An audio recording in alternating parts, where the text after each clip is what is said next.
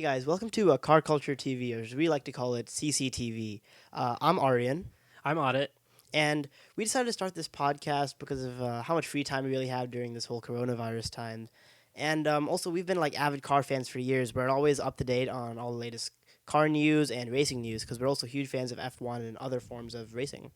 Yeah, we've found that all of our free time is taken up by looking at cars, following auto journalism, going on drives ourselves, or working on our own cars. And so we figured, why not kind of take that, condense it into an interesting conversation that you guys can be a part of. A lot of things that are currently out there, they do a good job of either reviewing cars or like how to's or even giving us like cool history. But there's not a lot on just like opinion and kind of helping to build that car community, which we all know and love. We want to make sure that this is tailored to all kinds of groups. Some parts of our discussions are going to be a little bit technical, maybe. And then you'll find that other parts are just like us sharing really dumb opinions on really dumb things. Yeah, we have a lot of dumb opinions, so. So yeah, feel free to call us out on that as well. So in today's show, we're going to have a few different segments, and week to week, we will be changing these segments up. And feel free to give us suggestions on what kind of segments you want. And maybe later on, you might see us branch onto other things like car reviews. But as for this episode, our first segment is Speed Trap, which is essentially a new subject where we'll bring you update on the car knowledge that's you need to know from the last week. Then we'll move on to Hot Take, some of our opinions on new car trends and the automobile market these days. From then on, we'll move to Compare and Cartrast, one of our favorite segments in which we'll talk about certain cars beneath a certain category, and we'll both debate out our favorite car in that category. So with that said, I think we can jump right into the news, yeah? All right, so let's go into Speed Trap. So in today's Speed Trap, the first thing we'd like to hit is because of all these COVID-19 shutdowns in businesses, the car industry has been affected quite a bit, wouldn't you say? Yeah, honestly, it really has. I did not expect in my short little lifespan that we would see something like a virus, almost like that game, that app, like Yeah. shut down the world, honestly. And, beyond just the unfortunate events that have taken place surrounding the virus, as a car lover, one of the worst things has been having to see all these car companies just kind of shut down. The auto industry is definitely going to take a hit. But I think there have been some pros and cons to that as well. Yeah, but it has been upsetting. The delays in a lot of the car reveals. The Ford Bronco is going to be released soon, and that's been postponed. The Hummer reveal has been postponed too, and many people are excited about the electric Hummer. And then all the F1 races and car racing has also been shut down. Like IndyCar got completely postponed. F1 is still being postponed. We still don't know when that's going to start. Sad. Yeah. Yeah, it's. But luckily, some car companies are finding their ways to do things nowadays. Ford Bronco is still trying to.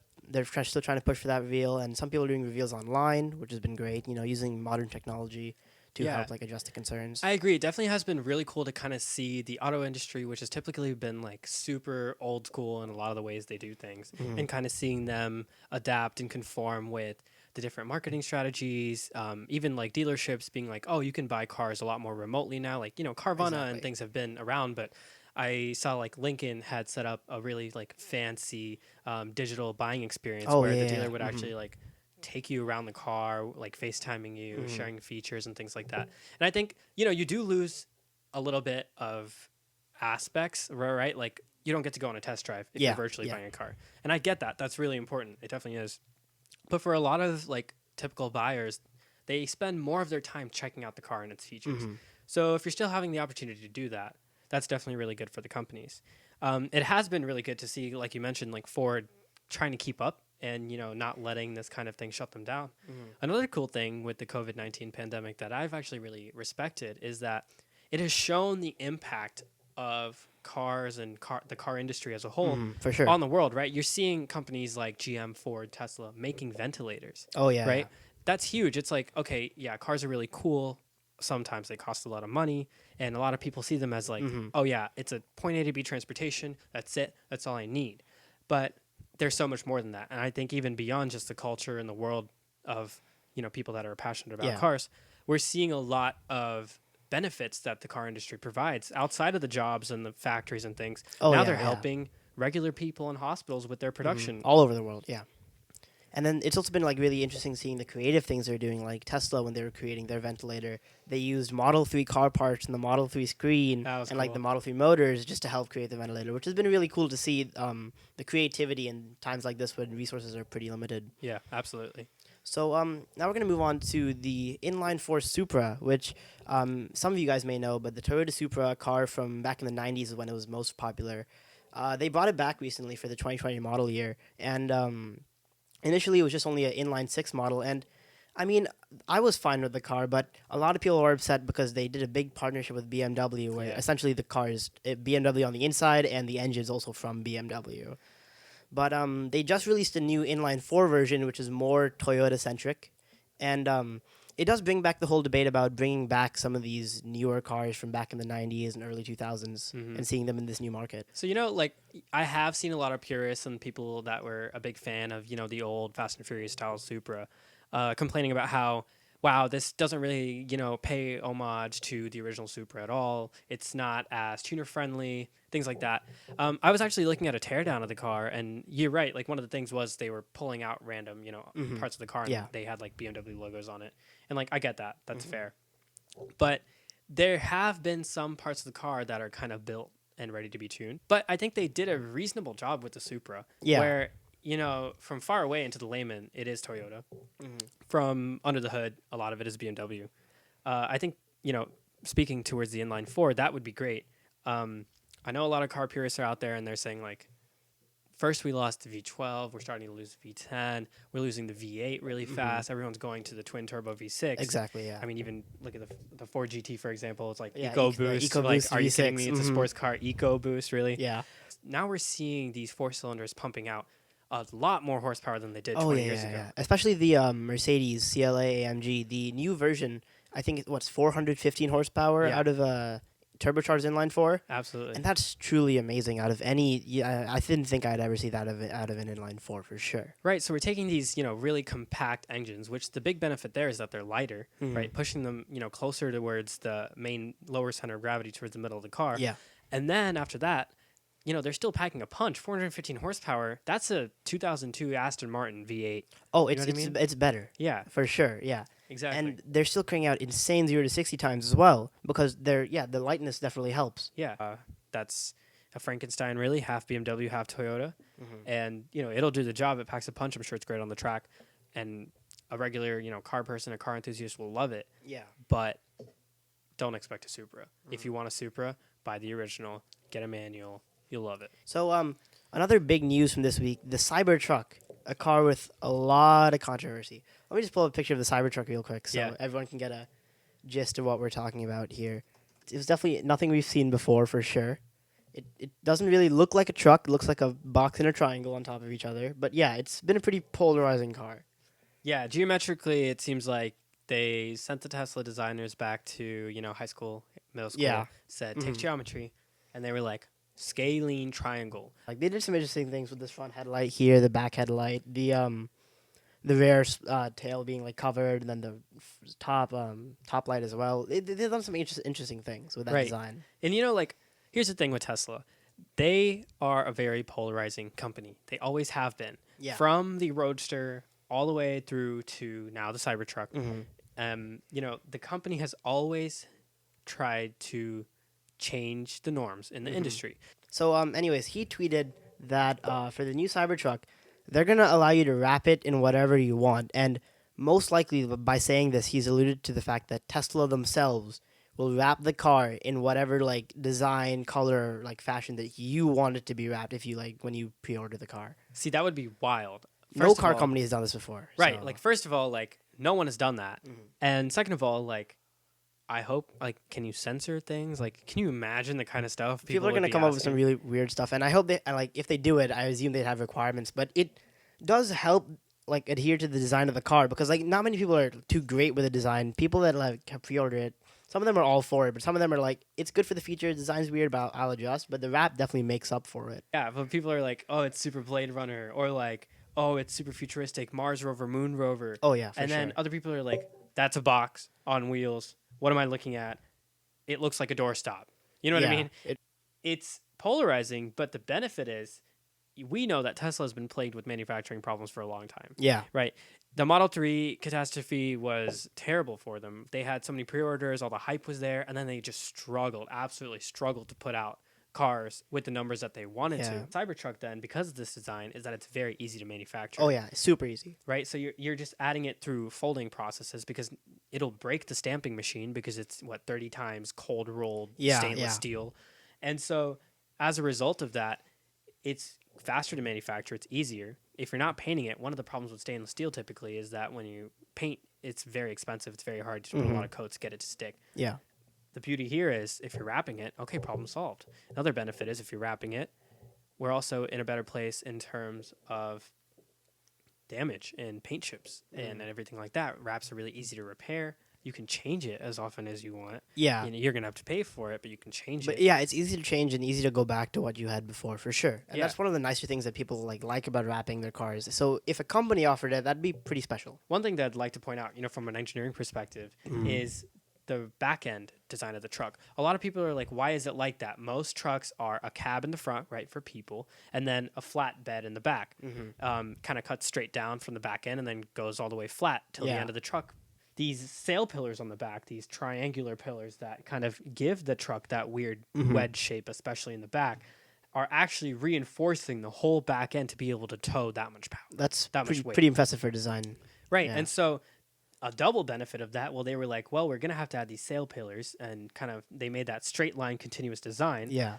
One, now it can handle a lot more pull. Oh, right, yeah, a lot for more sure. weight. Yeah. But also, these sail pillars actually open. And there's actually storage More in there. You can put shovels, rakes, whatever, that kind of thing in there. Which is super convenient for a truck. I mean, you want storage space, and this truck definitely, because it's electric, there's just so much more open space. You have a lot of storage area. I'm very excited to see how this truck comes out. I'm very excited to, test drive it, give it a go when it does come out. But it's definitely something that we're going to want to keep following. So it's expected to come out in late 2021, right? Yeah. Now we're going to move into hot take. The trends we're going to be talking about today is the whole trend of calling a car sporty and like giving it a sports title, maybe like from other cars, more expensive and sportier cars that the company themselves makes, and putting those titles or those badges on lower spec cars that don't really give that sporty feeling at all. This is one of my pet peeves. It's like, okay, you have made 2 tiers of a car. You have made a entry version of a car based on a great chassis, right? Maybe a great wheelbase. And then you've made a nicer version, whether it's the features or the power that it's putting out. Yeah. All-wheel drive, rear-wheel drive, whatever it may be. You have intentionally made 2 different trim levels, and they have 2 different prices. So stop making it seem like the entry trim level is just as good as the sport version, right? It's like, you're kind of hurting yourself, honestly. And what they're doing is they're, okay, let's take the Kia Stinger, for example. Yeah. So then the thing is, okay, now instead of calling the original entry version Kia with the 4-cylinder and single turbo, the 2.0T, right? Yeah. Referring to the engine size on the turbo. Now we're calling it the GT line instead of the GT, which refers to the higher version, the V6. 6-cylinder, twin turbo, 365 brake horsepower. And so it's like, why? Why have you done this? There was no reason to call the new one the GT line. GT line. I mean, they could have just kept the current titling. It's called they have the base and the premium, and that's fine. I think normal Kia drivers think that's perfectly okay. Right, and now, honestly, I think the layman buyers coming in and being confused, they're like, GT, and then obviously the line is written in super tiny font at the very bottom. You can barely see it. So it's like, GT line. Exactly. And so, as a result of all of that, one of the issues has been, for me, it's like, I like have to squint and look at the car, and I'm like, is that a GT line or a GT? Can I handle it on a drag strip? You know what I mean? And then it also it discourages some people who have it annoys some people, I'd say, who have the GT and paid for higher powered car, quite a bit more, about $20K more, just for the top of the line Kia. And then now they have these other people that just it looks like a pretty similar car from the outside, but it doesn't make nearly as much power. It's not the same engine at all, some other car companies do. It tries to get rid of that distinction, but the car company tries so hard to put it there in the first place. But then they just get rid of it with just a S-line badge on. Every Audi has an S-line badge nowadays. Right, and it means nothing. I get it. You got a couple extra chrome pieces. Your seats might be nicer, right? Maybe, yeah. Maybe you got a little S-line badge on the inside, but that's it. Your car is still the same A6 Audi that you had before you added the The S S line line badge, like package. it's someone that like it's something you could do by yourself without any like engine modification. You just like tack some stickers onto your cars, like hey, you know, Exactly. just by like putting a Ferrari badge on a Nissan doesn't mean it's a Ferrari. Exactly. That's the same Exactly. thing. Just because I tag a Nismo badge on our like Nissan Rogue does Doesn't not mean it's mean a it's Nismo Nissan making Rogue. 500 horsepower ready to go on the track. So that's been my take on it. Really, it's like, why are we doing this GT line type thing Yeah, when the original names are fine? I think 2.0T is cool. It makes sense. exactly. It tells you that it has To a the turbo. point. Yeah. Now we're gonna move on to our third segment: compare and contrast. So the category for today's compare and contrast is weekend cars for under 100K, which is a pretty large budget for a weekend car, considering it's just for like fun or maybe like small trips. But Yeah. it's definitely a segment that like some people definitely look into for sure, right? Absolutely. I think especially once you're in that middle age, you have that midlife crisis, or you're after retirement and you're thinking, well, I just want a fun car, kind of live those days. And now I have a little bit more cash in the wallet to spend it and have some fun with it. Yeah. So I went with a pretty simple choice. I went with the brand new 2020 C8 Corvette. I just think this is a beautiful car. It's Corvette's first mid-engine car. So I'm gonna pull up the car that Otta ended up picking, the Chevy Camaro ZL1 1LE. You want to tell us about that? This is the ultimate Camaro. This is the Camaro on rails. Honestly, it was set up for the Exactly. track, had set an incredible record-breaking time On the at Nürburgring. the Yeah. Nürburgring. Absolutely, got an adjustable suspension. Still front-engined. Okay, so not mid-engine like the And then Corvette, rear-wheel drive. Yeah. but these wonderful front splitters and these front canards that aren't allowed in Europe because it cuts off the legs of pedestrians. Exactly. And it is set up for the track. And here's the thing: normally, I am not a muscle car guy, right? Like, Yeah. I respect muscle cars, I love them, but I'm like, dang, they only go fast in a straight line. Mhm. And the Camaro ZL1 1LE package comes out and sets a crazy time on the Nürburgring, and it packs a punch, but it also sticks. And that was one of the best things that I loved about this car, is that it can handle those corners and really, really drive. Yeah.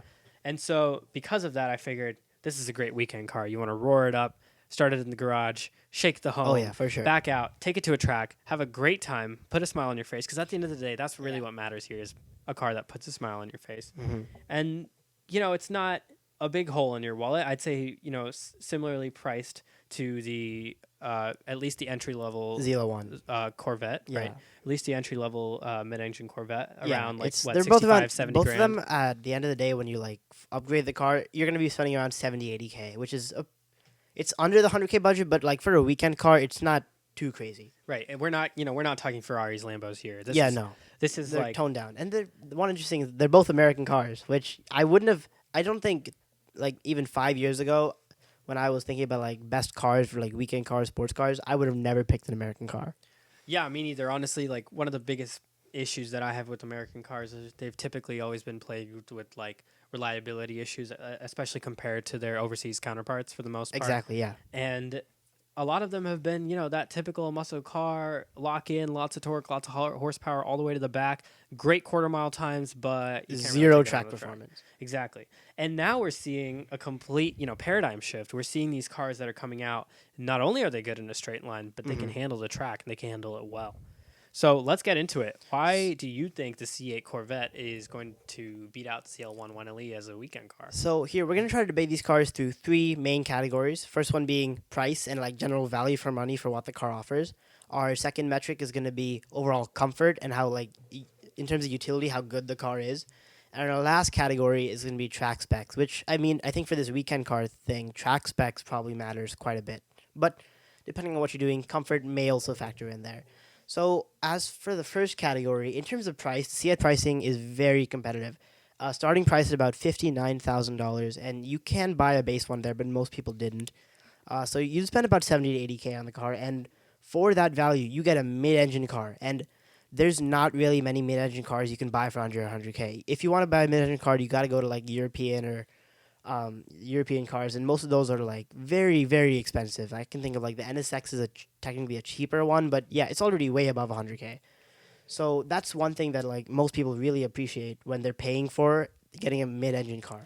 The mid-engine placement is huge. Yeah, and I think price for that mid-engine placement is incredible. I couldn't imagine that they'd have a mid-engine car for 59,000 starting price, and I definitely could imagine that it was the Americans that would be doing it. Okay, but let's talk about horsepower from that mid-engine. Yeah. It's okay, so here's the thing.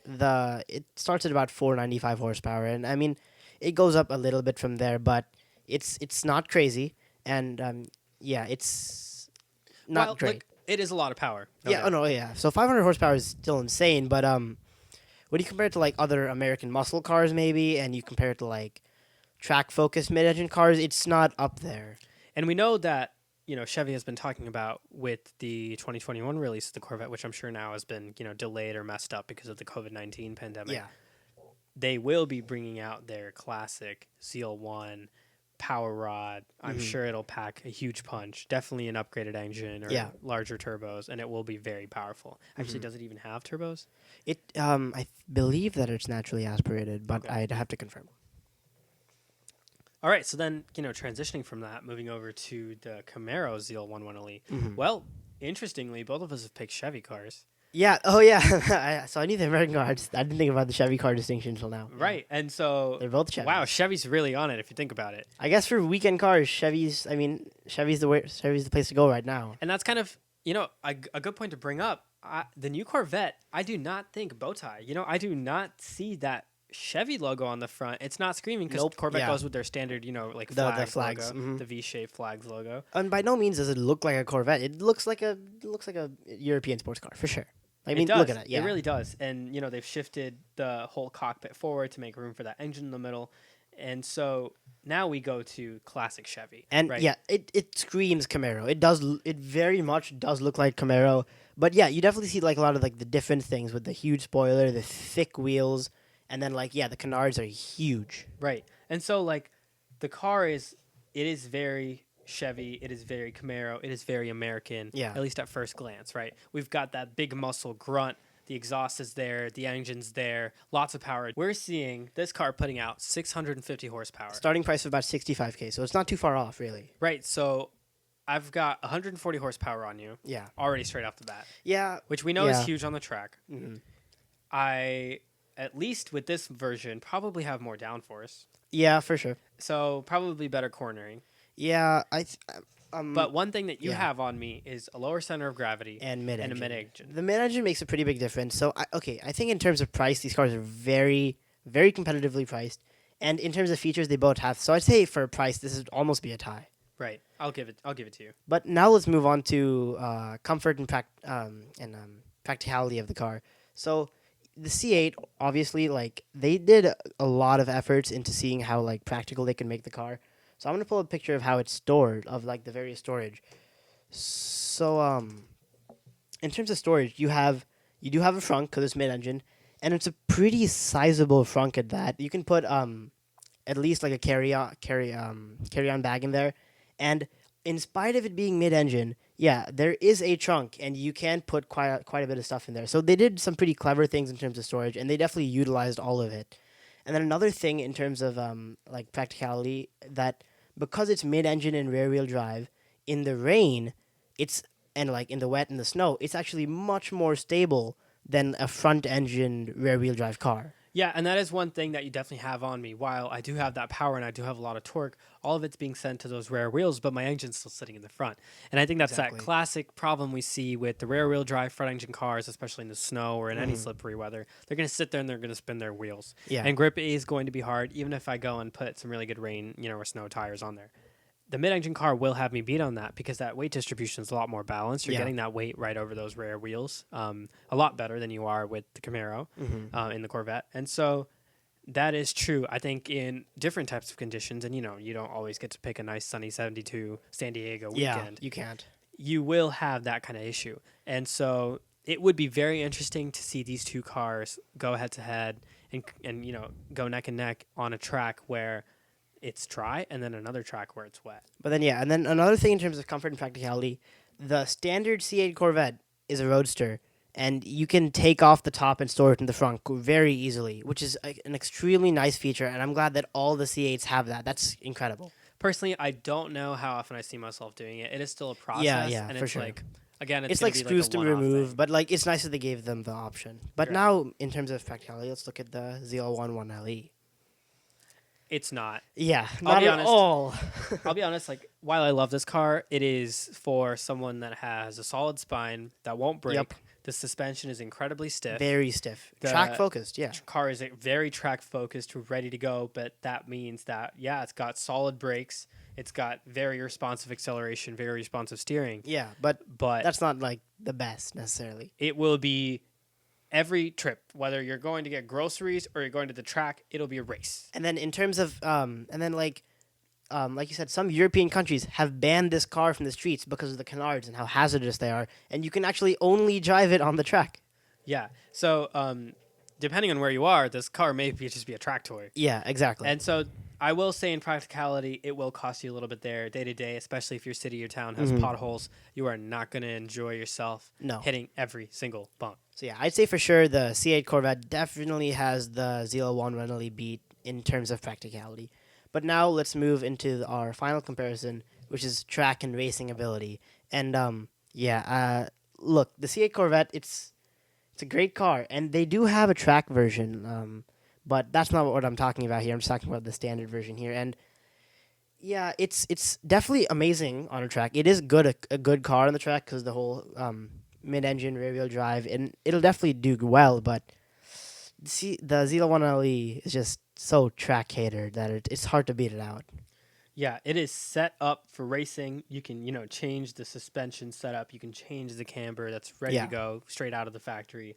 You have obviously different driving modes, which the Corvette does too. One thing the Corvette does have that's really track ready is that wonderful onboard track camera system with the lap timers. So the ZL1 LE has that as well. See, and so when you bring that back here, yeah, it's kind of ready to go. Even the standard ZL1 has that too, and it's a really nice feature that they put in there for those people who really care about tracks. And I definitely see people tracking both of these because of it's not insanely expensive or super special that you have to worry about as much. You can take on a track pretty easily.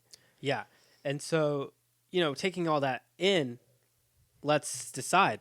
In Compare and Cartrast, who's our winner for this first week? Okay, so personally, yeah, I'm a big fan of the ZL1 Renali. It's my dream car personally, mostly because I grew up watching Transformers, and Bumblebee is a Camaro that looks just like this, and I really admire the trackability and whatnot. But I would have to say that if I bought a car out of these two, because of the practicality, which is something I really value, and in a weekend car, if you take trips, storage is really useful, and because of things like that, I would probably go with the C8 Corvette.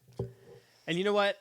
While the Camaro is a wonderful car, I'm going to have to agree with you on this one. Yep. And again, that's kind of why I picked it from the beginning. But really, the Camaro is a great car, but it's a great car that I would save for the track. I would carry that thing on a trailer over to the track and go for it. You know what I mean? And yes, it has decent trunk space, but I'm not taking it grocery shopping. No, and I'm not parking it. I'm scared I'm going to hit the front canards on something pulling in. And the Corvette has that all-rounder feel. It makes you feel like you're in a race even when you're going to get groceries or just going around town. You don't have to be going 200 miles per hour to enjoy it. You've got that driver-inspired cockpit design, that wonderful steering wheel, the great dashboard. It's got that roof feature that you can take that roof off and put in your trunk. Yep. And it's got space, decent amount of space in the front and back, and it's mid-engine at the end of the day. Yep. At that price point, it is actually a better buy, and it is going to be an insanely good weekend car. I mean, as represented by their sales, I think they sold out almost immediately. All of the 2020 models are sold out, and those who want one have to wait for 2021, even though that might get delayed. Right. And so I think that itself is evidence that the type of market that can afford this, the type of market that's going for a weekend car, is getting it. Definitely going and this for car it. is beating the other ones out.